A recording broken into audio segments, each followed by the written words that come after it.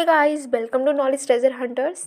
हमने पॉलिटी की सीरीज़ को स्टार्ट किया था जिसमें हम लक्ष्मीकांत बुक पढ़ रहे हैं। हमने लास्ट अपना जो वीडियो है वो था हमारा यूपीएससी को लेकर, और आज हम देख रहे हैं स्टेट पब्लिक सर्विस कमीशन को। सो गाइस, चलिए स्टार्ट करते हैं अपना आज का lecture. Parallel to the Union Public Service Commission, at the center there is a State Public Service Commission in a state। जैसे यूपीएससी है हमारी सेंटर लेवल पर, वैसे ही स्टेट लेवल पर हमारी होती है स्टेट पब्लिक सर्विस कमीशन। ठीक है, फिर है सेम सेट जो आर्टिकल्स हमें जैसे याद हो आपको, तो आर्टिकल कौन कौन से थे बताओ ज़रा कमेंट बॉक्स में जल्दी से। आर्टिकल 315 टू 323, पार्ट कौन सा था? 14, जो कॉन्स्टिट्यूशन का वो डील करता है किससे? यूनियन पब्लिक सर्विस कमीशन से। वही articles state public service commission से भी डील करते हैं कि इसका कंपोजिशन कैसा होगा, अपॉइंटमेंट कैसे होगी, कैसे इन मेंबर्स को हटाया जाएगा, उनके फंक्शंस, पावर्स, इंडिपेंडेंसी, रोल, ये सारी बातें इसमें करी गई हैं। अब देखते हैं कंपोजिशन ऑफ एसपीएससी को। ठीक है, a state public service commission consist of a chairman and other members appointed by the governor of state. अब जो स्टेट पब्लिक सर्विस कमीशन है इसमें कौन कौन लोग होते हैं? चेयरमैन होते हैं और दूसरे मेंबर्स होते हैं जिनको अपॉइंट करते हैं स्टेट के गवर्नर। और यूपीएससी में कौन करते हैं? President. The Constitution does not specify the strength of the commission but has left the matter to the discretion of the governor। अब इसमें कितने मेंबर्स होंगे ये कॉन्स्टिट्यूशन ने नहीं बताया है, ये तो डिसाइड करते हैं आपके governor. Further, no qualifications are prescribed for the commission's membership except that one half of the members of the commission should be such persons who have held office for at least 10 years either under the government of India or under the government of state। अब जो है जो आपका constitution है उसने ये भी नहीं बताया है कि आपको इसकी मेंबरशिप के लिए क्या क्वालिफिकेशंस चाहिए, तो लेकिन इसमें बस एक बात बोल दी है कि जो आधे लोग होंगे, मतलब हाफ मेंबर्स जो हैं आपके, वो आपकी चाहे स्टेट गवर्नमेंट हो चाहे यूनियन गवर्नमेंट हो, उसकी किसी भी ऑफिस को 10 ईयर्स तक होल्ड किए हुए होने चाहिए। The Constitution also authorizes the governor to determine the conditions of service of the chairman and members of the commission। Constitution ने अथॉरिटी दी है गवर्नर को कि वो जो आपकी सर्विस की कंडीशंस हैं उनको डिटरमाइन कर सकें। ठीक है, The chairman and members of the commission hold office for a term of 6 years or until they attain the age of 62 years। अब दूसरी बात क्या कही गई है? इनके टेन्योर को लेकर बात की गई है।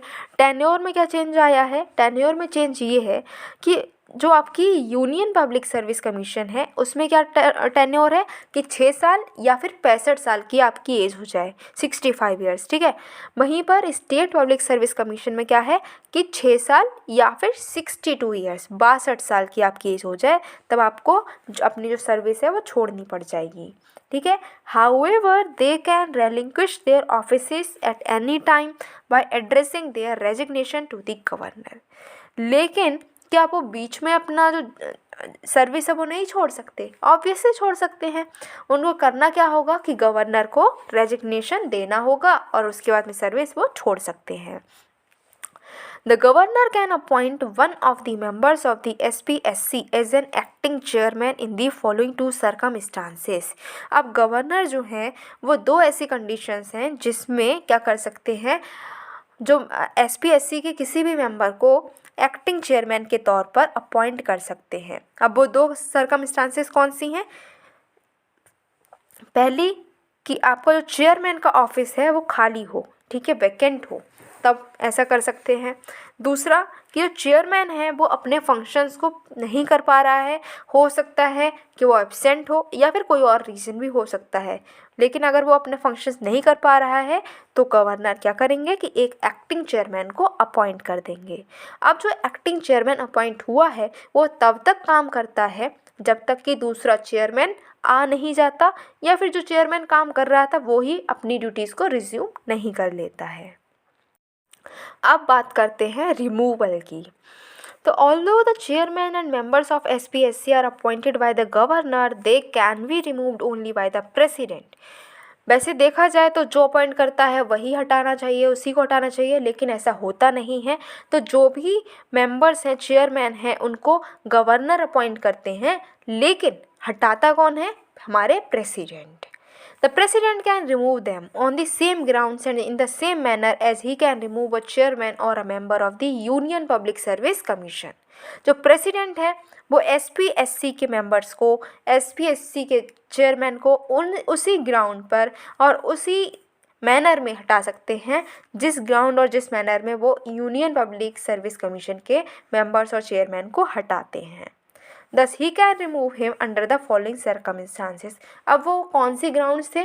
जैसे कि अगर वो जो मेंबर है या फिर चेयरमैन इंसॉल्वेंट हो जाए, या फिर वो ऐसे किसी भी ऑफिस में इंडल्ज हो जाए, पेड एम्प्लॉयमेंट करने लगे, अपनी जो ड्यूटी है, ठीक है, अपनी ऑफिस की ड्यूटी के अलावा भी कहीं और वो पेड एम्प्लॉयमेंट, ऐसे एम्प्लॉयमेंट में काम करने लगे, ऐसे जगह काम करने लगे जहाँ पर उसको पेमेंट मिल रही हो, ठीक है, या फिर प्रेसिडेंट के ओपिनियन में वो अनफिट हो जाए। कैसे? या तो उसका दिमाग ख़राब हो जाए या फिर उसकी बॉडी ख़राब हो जाए, तब क्या होगा? वो हट जाएगा, उसको जो आपके प्रेसिडेंट हैं वो हटा देंगे सर्विस से। क्या इसके अलावा भी कोई कंडीशन है? जी हाँ, इसके अलावा एक और कंडीशन है जब हटाया जा सकता है इनको, वो कंडीशन है मिसबिहेवियर की। ठीक है, अगर प्रेसिडेंट को ऐसा लगता है कि ये जो पर्सन है वो मिसबिहेवियर में इंडल्ज है तो उसको हटा सकते हैं, लेकिन हटाने से पहले प्रेसिडेंट को जितना भी मैटर है वो सुप्रीम कोर्ट के पास लेकर जाना पड़ेगा इंक्वायरी के लिए। और इंक्वायरी के बाद में अगर सुप्रीम कोर्ट बोल देते हैं कि ऐसा करना ठीक है कि इनको हटा दिया जाए क्योंकि इन्होंने मिसबिहेवियर किया है, तो प्रेसिडेंट जो हैं उस पर्सन को हटा सकते हैं। Under the provisions of the Constitution, the advice tendered by the Supreme Court in this regard is binding on the President। Constitution ने ये साफ साफ बोल रखा है कि जो भी एडवाइस दी जाएगी सुप्रीम कोर्ट के द्वारा प्रेसिडेंट को वो होगी बाइंडिंग। ठीक है, वो बात माननी ही पड़ेगी प्रेसिडेंट को। लेकिन जो आपकी जब तक इंक्वायरी चल रही है तब तक क्या कर सकते हैं कि जो मेंबर है उसको प्रेसिडेंट सस्पेंड कर सकते हैं। ठीक है, उसके बाद further the constitution has also defined the term misbehaviour. इस कंटेक्स्ट में मिसबिहेवियर आखिर है क्या, ये भी डिफाइन करा है कॉन्स्टिट्यूशन ने। कॉन्स्टिट्यूशन ने बताया है कि कोई पर्सन जो है उसको हम बोलेंगे कि वो मिसबिहेवियर कर रहा है कब? जब वो पर्सन किसी भी गवर्नमेंट के कॉन्ट्रैक्ट में, गवर्नमेंट के किसी एग्रीमेंट में क्या हो, इंटरेस्टेड हो।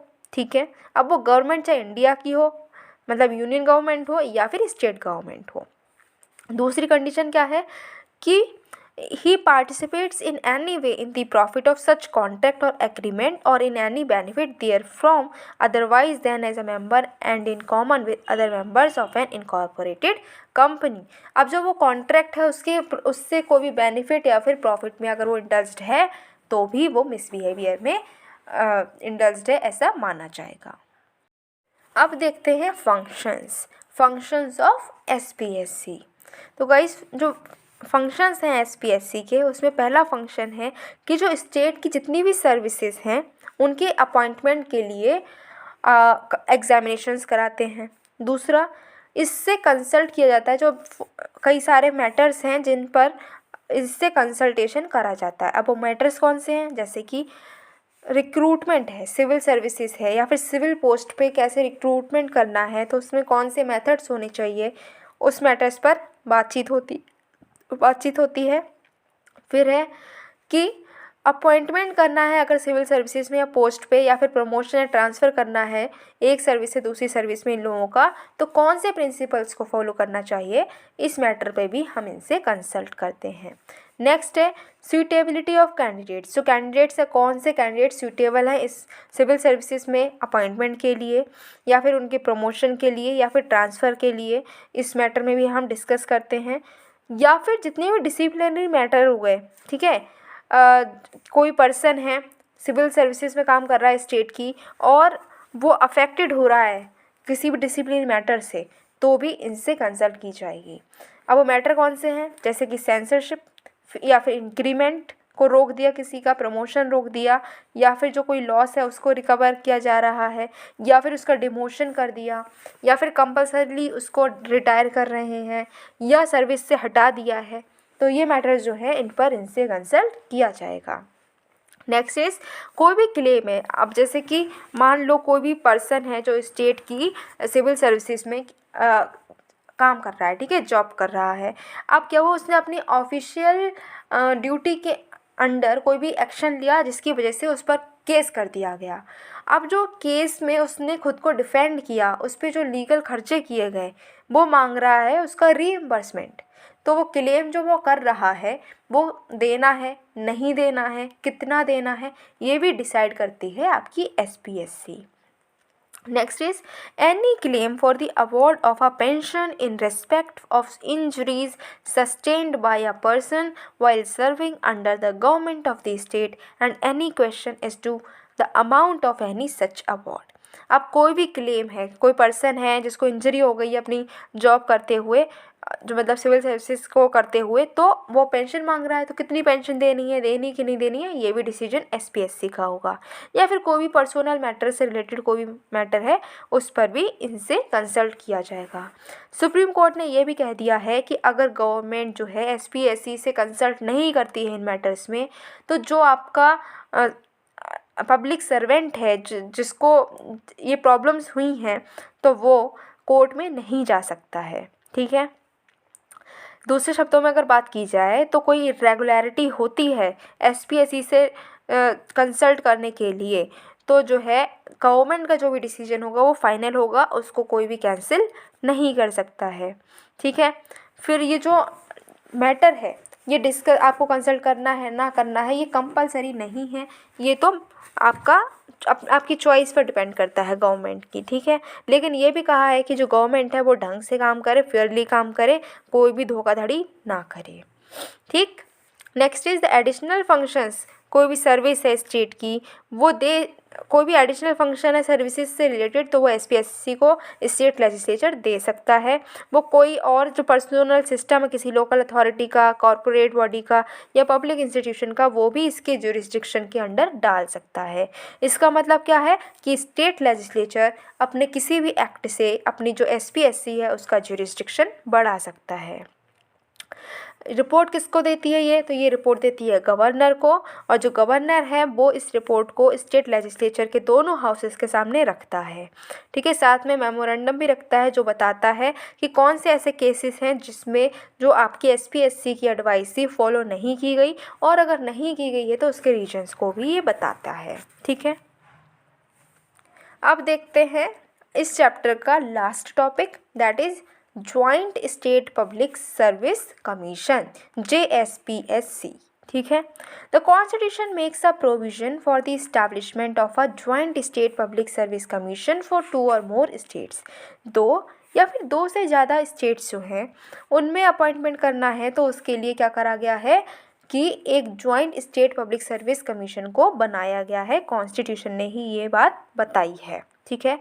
While the UPSC and SPSC are created directly, जो UPSC और SPSC है उसको डायरेक्टली कॉन्स्टिट्यूशन ने बनाया है, लेकिन JSPSC जो है उसको पार्लियामेंट के एक्ट ने बनाया है, ठीक है। इसको कौन बनाता है, पार्लियामेंट का एक एक्ट, जब स्टेट लेजिस्लेचर्स जो हैं वो रिक्वेस्ट करती हैं। इसीलिए जो JSPSC है, JSPSC एक स्टैट्यूटरी बॉडी है, कॉन्स्टिट्यूशनल बॉडी नहीं है। 2 स्टेट जो हैं पंजाब और हरियाणा, उनकी ज्वाइंट आपकी स्टेट पब्लिक सर्विस कमीशन है शॉर्ट पीरियड के लिए। जब हरियाणा पंजाब से अलग हो गया तब ये अलग हो गई, ठीक है। फिर चेयरमैन और मेंबर जो है इसके वो प्रेसिडेंट अपॉइंट करते हैं, 6 साल तक टेन्योर होता है या फिर 62 साल के हो जाए। सस्पेंड और रिमूव कर सकते हैं प्रेसिडेंट उनको, और वो रिज़ाइन भी कर सकते हैं, ठीक है। रिज़ाइन कैसे करेंगे, प्रेसिडेंट को लेटर दे देंगे और रिज़ाइन कर सकते हैं। जो मेंबर हैं JSPSC के या फिर जो कंडीशंस हैं वो प्रेसिडेंट ही उनकी कंडीशंस को डिसाइड करते हैं, और इसकी एनुअल परफॉर्मेंस की रिपोर्ट जो है दोनों स्टेट गवर्नर्स जो हैं वो उनके सामने प्रस्तुत की जाती है। Each governor places the report before the state legislature, और जो गवर्नर है वो रिपोर्ट स्टेट लेजिस्लेचर के सामने प्लेस करते हैं।